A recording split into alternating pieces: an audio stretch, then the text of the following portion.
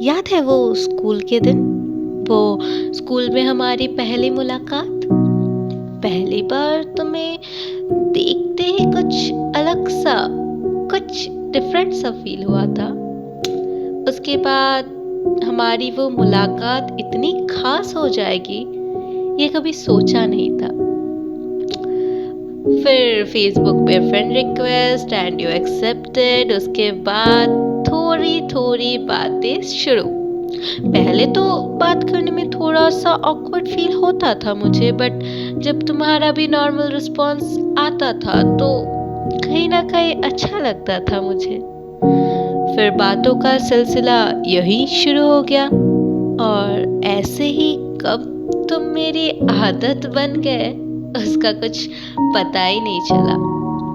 Crush तो मुझे तुम पे स्कूल के टाइम से ही था, पर कभी बताने की जरूरत नहीं पड़ी क्योंकि दोस्तों ने इतना बवाल जो मचा रखा था कि तुम्हें पहले से ही सब कुछ पता था, तो बताने की कभी जरूरत महसूस भी नहीं हुई। और तुम्हारी हरकतों से भी लगता था कि तुम थोड़े बहुत तो इंटरेस्टेड हो। याद है वो तुम्हारा रूठना, बात बात पे नखरे दिखाना। वैसे तो लड़कियां नखरे दिखाती हैं, पर फिर भी कोई नहीं, इतना तो चलता है। वो सब अच्छा लगता था। तुम्हें पता है मैं तुमसे बहुत ज्यादा जिद्दी हूँ यार, बट पता नहीं क्यों तुम्हारे सामने मेरी एक नहीं चलती। तुम्हें परेशान करना मुझे बहुत पसंद है, ये तुम जानते हो। तुम इरिटेट होते भी हो पर कुछ कहते नहीं। शायद से तुम्हें भी थोड़ा बहुत मेरा इरिटेट करना पसंद था। कभी कभी तो छोटी छोटी बातों पे गुस्सा होके डांट देते थे, पर फिर बाद में जब प्यार से तुम मुझे सॉरी बोल के मनाते थे तो पता नहीं क्यों एक अलग सा फील होता था। धीरे धीरे हमारी बॉन्डिंग काफी अच्छी हो गई। फिर फोन कॉल्स, पूरा दिन चैटिंग, मानो मेरी सुबह भी तुमसे होती थी और रात भी तुम्हीं पे खत्म।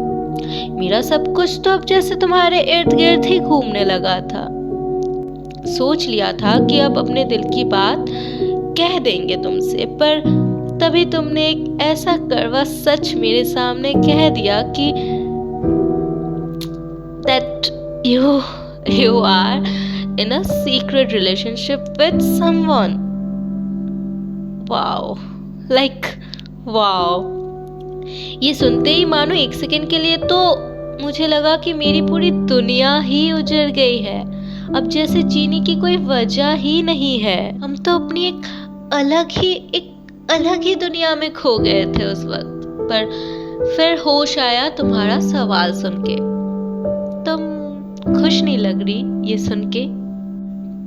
ये सुन के थोड़ा सा अजीब तो लगा। अब यार किसी की जिंदगी उजड़ जाए और तुम उसे कहो कि तुम खुश क्यों नहीं हो, तो बंदा क्या बताए। अब खैर क्या कर सकते हैं। फिर थोड़ा सा खुद को संभाला, फिर तुमसे उल्टा एक सवाल पूछा, क्या तुम खुश हो? जवाब में आया कि हाँ, मैं तो बहुत खुश हूँ। बस फिर क्या कह सकते थे। और तुम्हारी खुशी के आगे कुछ कहने को बचा ही नहीं था मेरे पास। और तुमने कहा कि हम हमेशा अच्छे दोस्त बन के रहेंगे। ये सुन के मैंने हामी तो भर दी थी, पर दिल मानने को राजी नहीं था कि क्या सच में हम दोस्त बन के रहेंगे। कभी सोचा नहीं था ऐसा। कहीं ना कहीं आदत से बन गए थे तुम मेरी। पर ठीक है, फिर भी दिल को ये कह के समझाया कि हमेशा से तुम्हारी खुशी तो चाहते थे। For me just your happiness matter, nothing else. तो आज ये दर्द क्यों हो रहा है? इतना दर्द क्यों महसूस कर रहे थे हम? कोई नहीं, होता है। प्यार में अक्सर ऐसा होता है। सब कुछ समझ के खुद को मना कर जब सब फिर से सही चलने लगा तो अचानक से तुम कहीं गायब हो गए। बहुत बहुत ढूंढा तुमको, पर तुम कहीं मिले नहीं। उस वक्त मानो जैसे मेरी जान निकल सी गई थी। पर फिर अचानक से एफबी पर एक पोस्ट आया। देखा तो तुम्हारी शादी हो गई थी। पहले पहले तो कुछ समझ नहीं आया, फिर बाद में समझना भी छोड़ दिया। उसके बाद से तो हमारी फिर कभी बात हुई नहीं। सब कुछ संभाल के जिंदगी जीना भी हमने सीख लिया।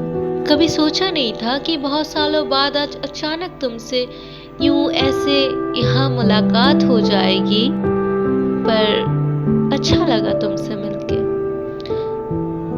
लेकिन तुम बदल गए हो, बहुत बदल गए हो।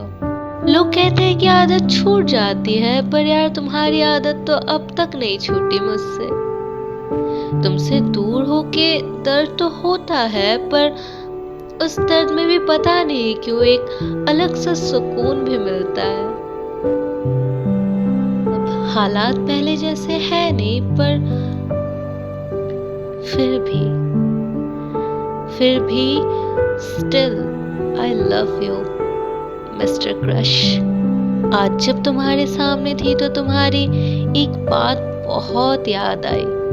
तुमने कहा था कि तुम मुझे कभी नहीं भूल सकते, हम हमेशा दोस्त बन के रहेंगे। पर किस्मत तो देखो, आज हम फिर से एक बार अजनबी हो गए। आज हम फिर से एक बार अजनबी हो गए।